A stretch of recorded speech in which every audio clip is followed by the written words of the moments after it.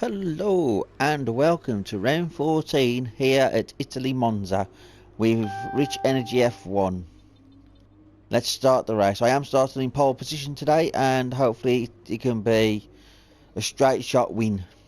But let's see how the race pans out.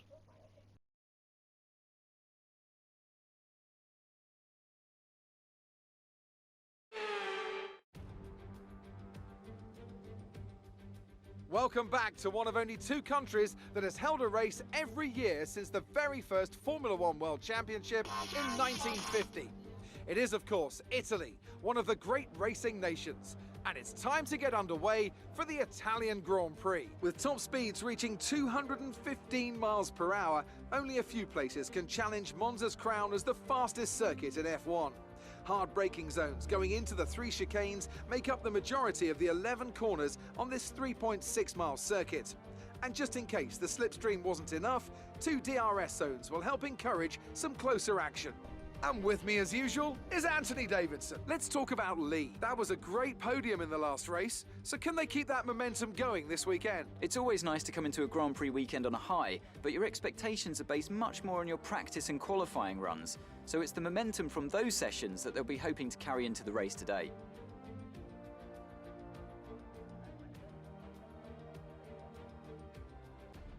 It's time to see how our drivers are stacking up after yesterday's exciting qualifying session.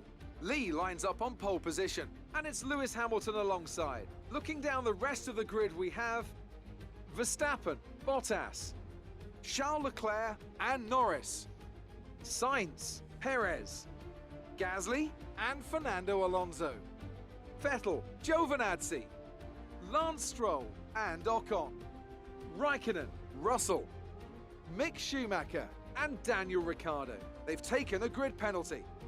Latifi, Mazepin, Tsunoda and Giuliano Alesi. It's almost time for those 5 red lights to go out. Then let's see who can prevail today.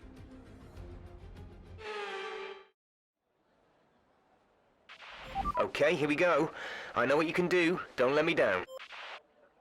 Right, let's have a look at the race strategy. 14 laps so I can get to 13. Like that. 7 till 6. I'm gonna leave the strategy as it is. Just do that. Right, let's get the formation lap done.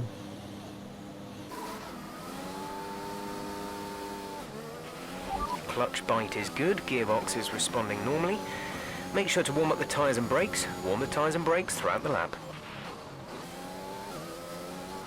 Let's do a little bit of swerving. I've got to get the bite into the tyres. There we go. This is looking good. Rear left's warmed up. Rear right is warming up. There we go. I'm just got to get the front tyres now to bite.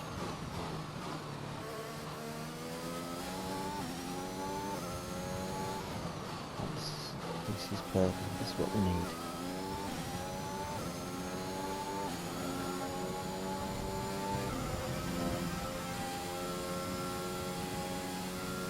It might need warming. Maybe just here. There we go. All the tyres are in working temperature now. Mind you though, I have left the pack behind. I know it's a formation lap, but I use this lap just to floor it to warm my tyres up properly.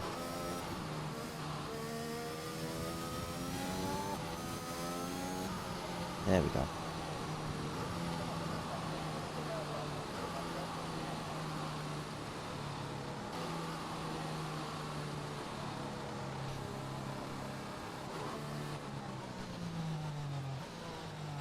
I can't believe it's Thursday. The week has soon flown by. I cannot believe it at all. But it's worth it. Look at the tyre tread there. Keep an eye on the lights. The start sequence will begin as soon as the grid has formed. Be ready with the clutch.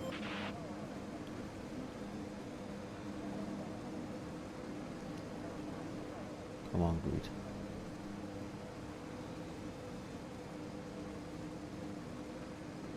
going to be an amazing race. I could pit in on lap 6, I suppose. Try and get an undercut.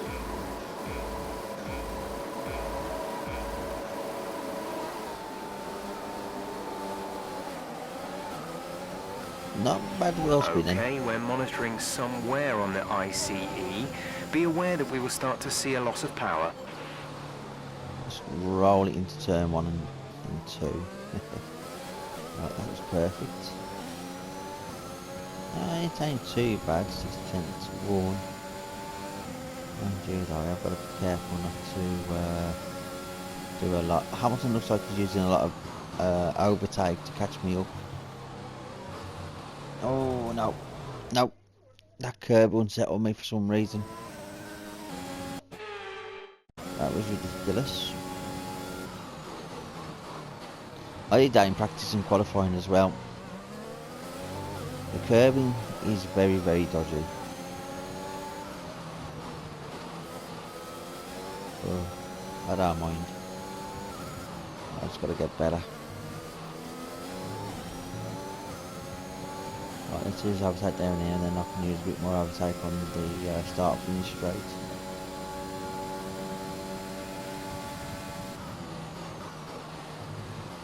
But yeah, I ain't going to grumble, like I say, it's been a good race. It's going to be a good race. Like I say, Thursday, can't believe it.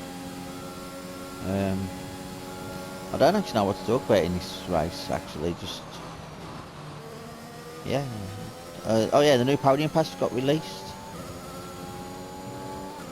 And I've got the entire podium pass, and there's a couple of liveries on there that I might use for season 2 of this career mode of sorts.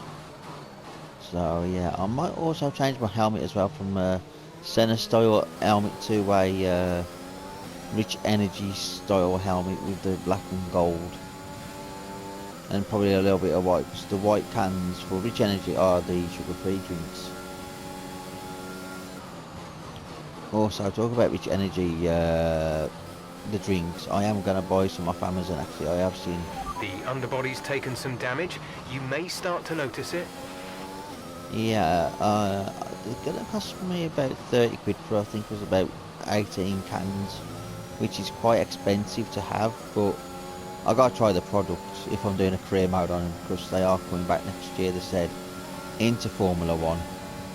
So it's going to be an amazing achievement to see Rich Energy back on the grid.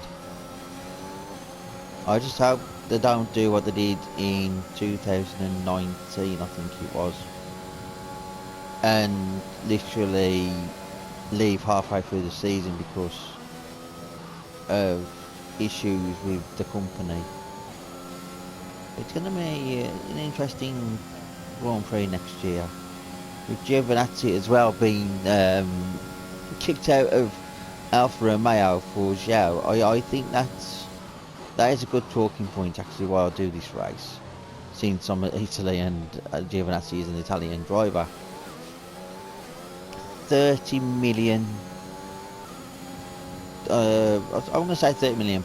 I know they're using, I think it's euros or something like that, but I'm English, so I'm going to use our currency for the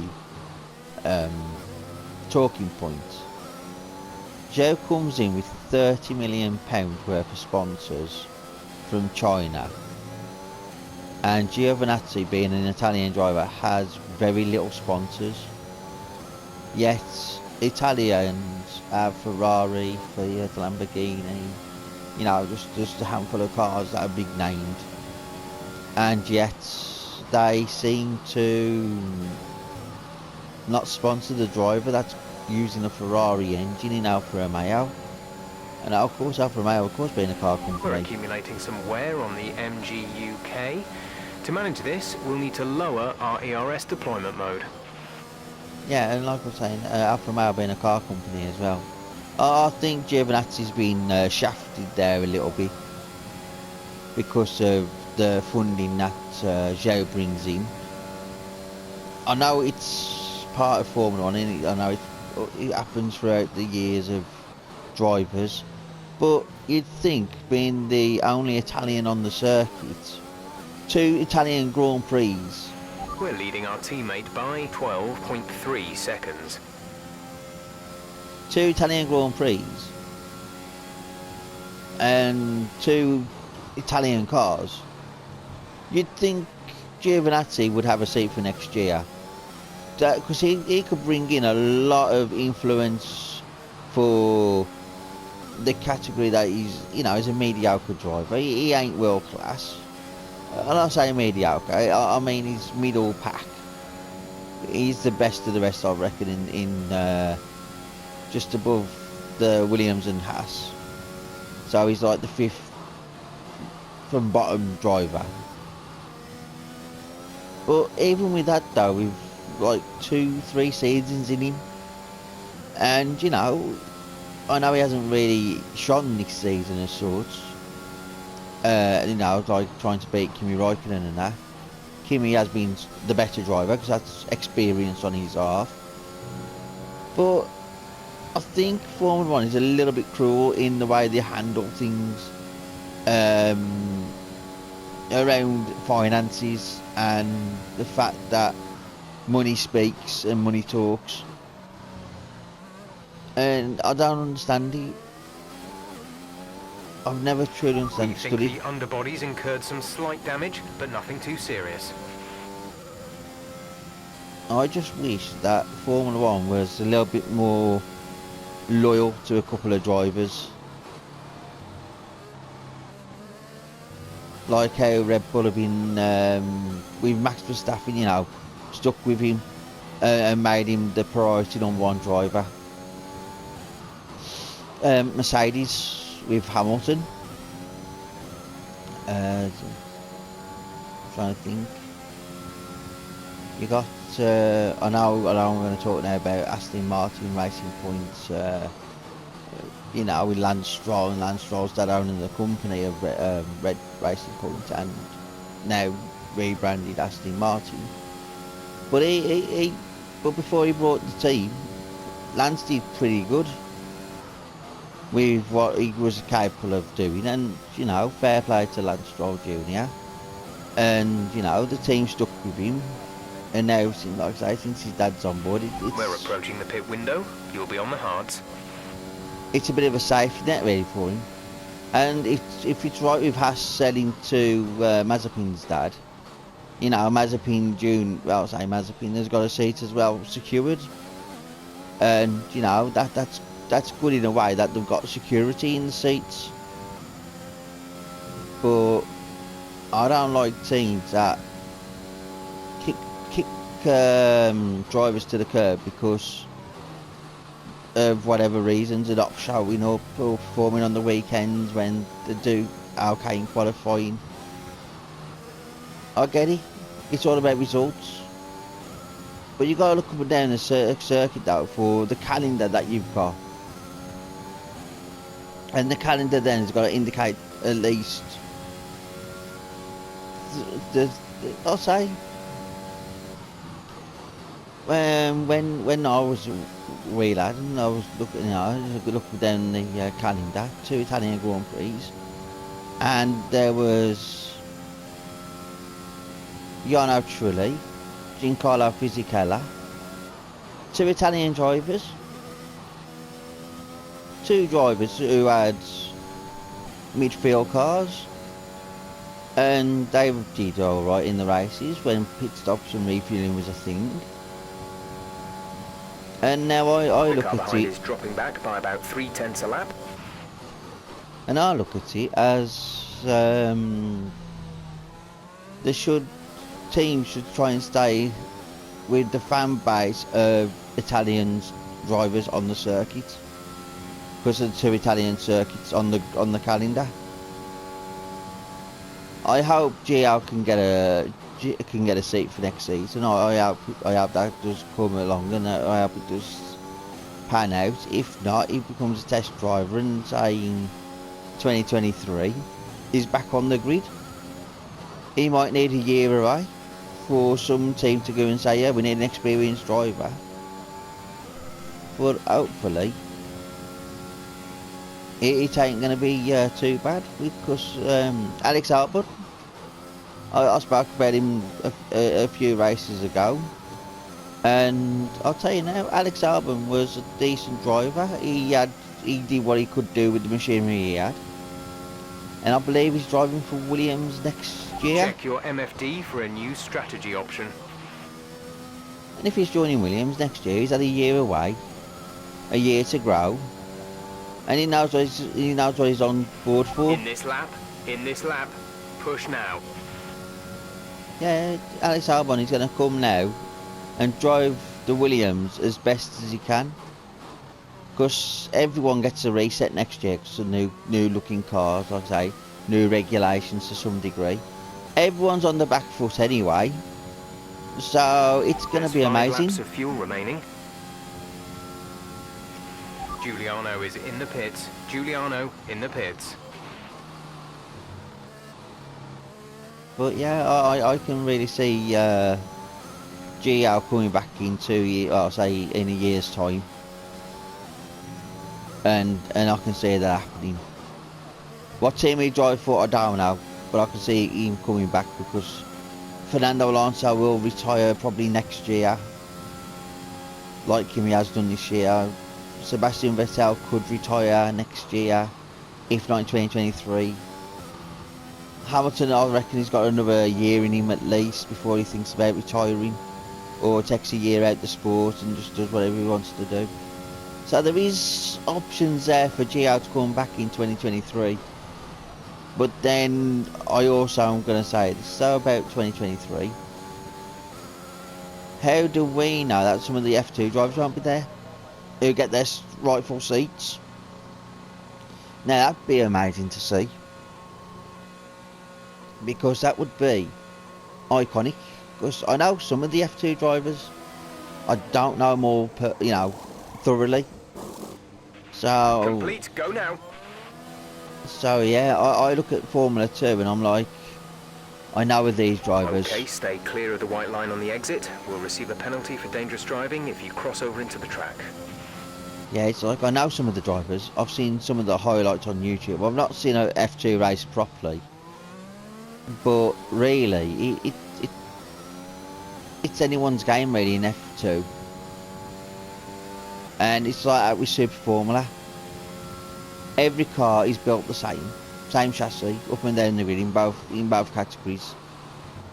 I think the only thing that separates F2 from Super Formula is the fact that Super Formula, or Formula Nippon as it was known as, has got a Honda or a Toyota engine, and I'm sure F2 have different engines as well, and it just comes down to the drivers' understanding of getting the car around the grid and staying in first.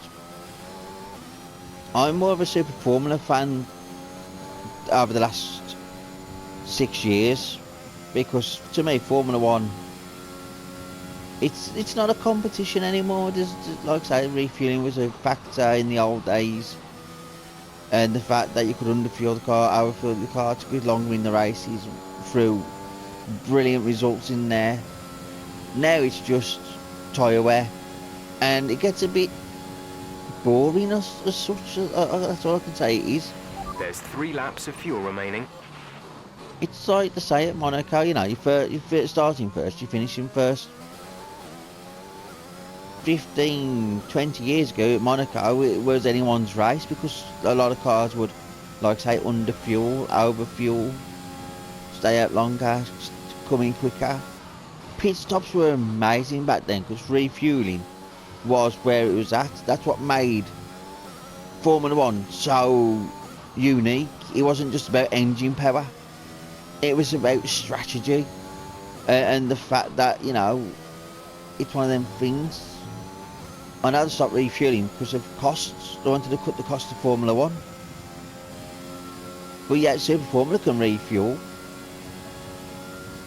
and their strategies are even better. I know last year with the pandemic and that, they took out the refueling in Super Formula, and it was still entertaining because it had multiple close races. You know, it wasn't separated by 15 seconds because someone was able to keep the tyres longer. It was close nip racing. It was brilliant, gritty, nail biting even. It was that sort of thrill that I miss out of Formula 1. And I very rarely watch Formula 1 or the highlights. I look at Google or the BBC Sports app for if you live in England, and I click on the Formula 1 and I read about Formula 1. When as a kid I sit down and watch Formula 1 with my dad and my grandfather, like, and we'll sit there cheering on the drivers that we liked, and it was superb. It really was. And like I say, I'm just disappointed that Formula 1 hasn't changed since about 2010. So for the last 11 years, it's been stale. And that's the word I'm going to use. It's stale, because Red Bull dominated the first 4 years, and then Mercedes. Do you know what I mean? I know cars get faster, engines change, hybrids come in, but it's always the same lot of drivers winning a handful of races.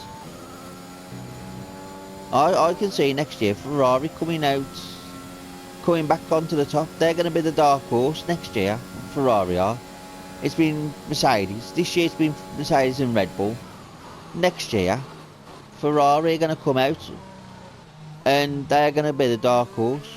You're increasing the gap on the car behind by 0.5 per lap. And after Ferrari, I'm going to say either McLaren or Toro Rosso, or AlphaTauri as they're known. I always call them AlphaTauri. No, sorry, I always call them Toro Rosso, not AlphaTauri, because for many years that's what it was known as. But yeah, I can see them fighting for... The turbocharger is on its last legs. Let's try to keep mileage on it to a minimum. Say again, you're breaking up.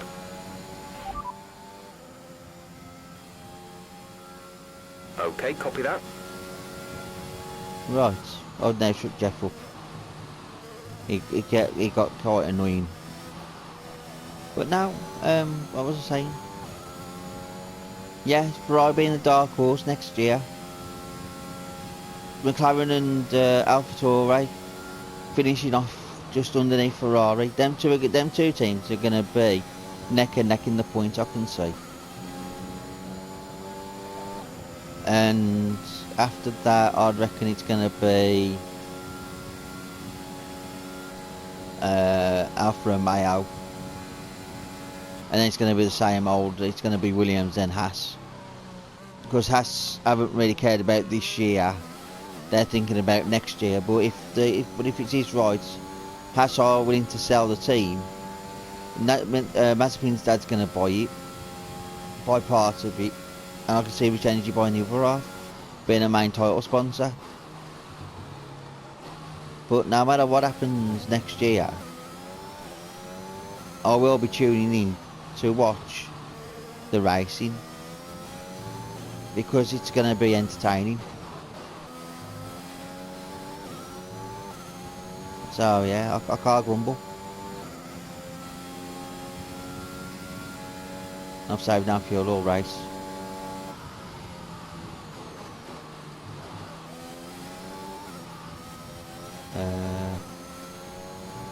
Yeah, I haven't saved no fuel. I was expecting a safety car at least, but I'm 10 seconds ahead.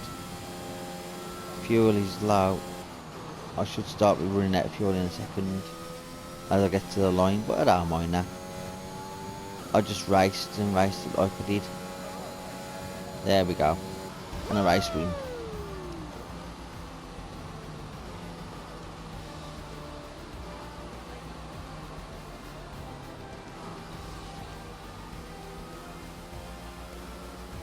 Ricardo gets driver of the day.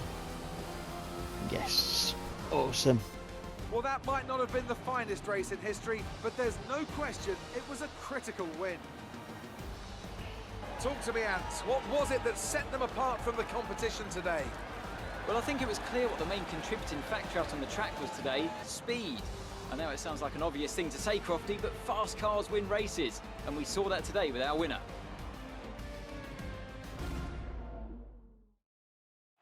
Well, what a thrilling end to an incredible Grand Prix weekend. Our top 3 finishers should be incredibly happy with what they were able to achieve out there today.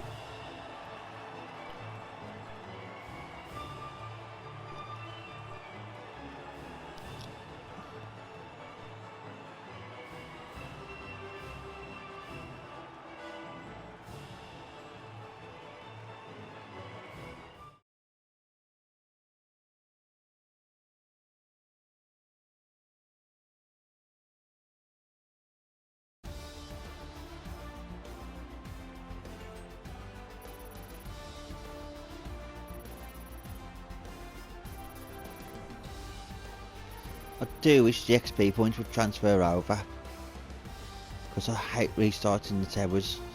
And now let's take a look at the driver's standings. Lee increases their championship lead. Some amazing talents out on the track today. But Anthony, who would you pick as your driver of the day? Daniel Ricciardo certainly impressed me today, an incredible performance. It's time to see how things are shaping up in the Constructors' Championship. Mercedes continue to extend their lead. Meanwhile, good work from Aston Martin this weekend, who pushed themselves further up the order.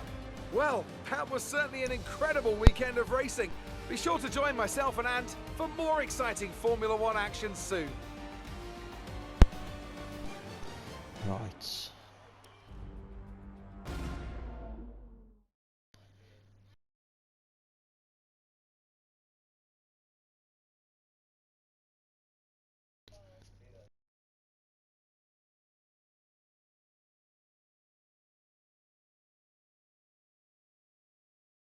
So that was an exciting race from our perspective. Let's have yours. Who would you say is your biggest rival at the moment? Things are looking up after last. It's safe to say you're... Do you think this... Great. Well, that's everything.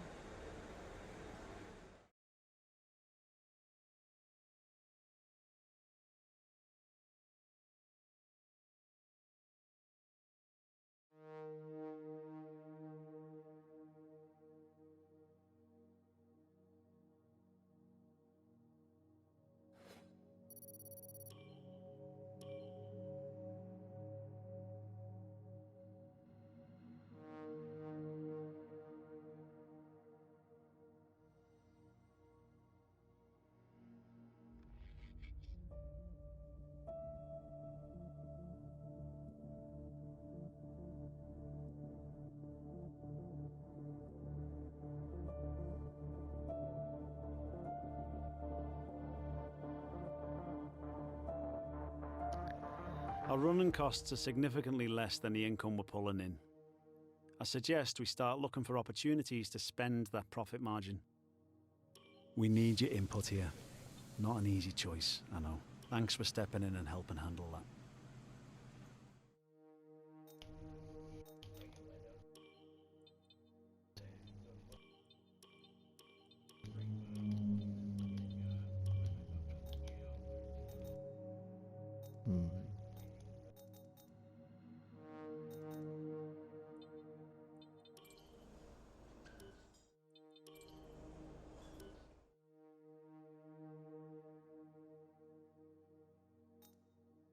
Now I'm gonna save all the money and save all my R&D, I think, because I ain't got many more races to go. 2, 4, 6, 8 races to go, and I've got to try and get as many R&D points as possible, just in case we have a R&D reset. Okay.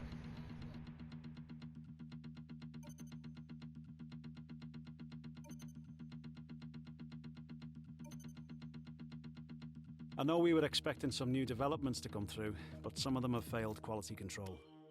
We'll need to tell the team what to redevelop via the R&D screen.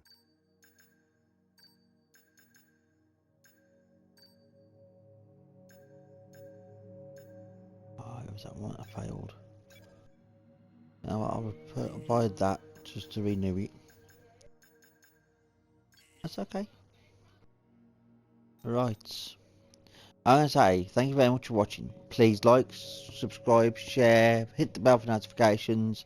I do post daily content, and again, thank you very much for watching, and until the next one, bye.